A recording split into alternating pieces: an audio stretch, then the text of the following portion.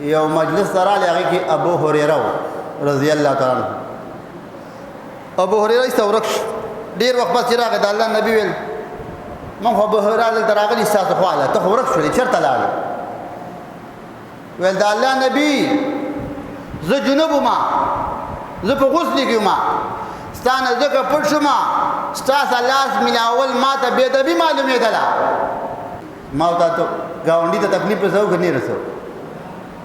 میاشت پس واده دی میاشت پس او میاشت پس میاشت مخکې هغه راوړه ډېګ راوړه د باوتي شریفې نه او ښځې به مو ته ګډېږي قلندرې او لور به هم دې ګډېږي او مور خو دې زړه ده هغه خو ایسارېدی نه شي چرګان دې سپین راوړي دوه یو میاشت ستا د لاسه چا خوب باندې که خوب خدای پاکه په دې واده کې ماله خیر واچوې وایې شرمېږي خو نه په تا کې شرم نشته په شرم دې پښتنو به ویلي په شرم دې هغه څوک وشرمېږي چې پې پوهېږي چې پې نه پوهېږي دا د شرم نه څه خبر دی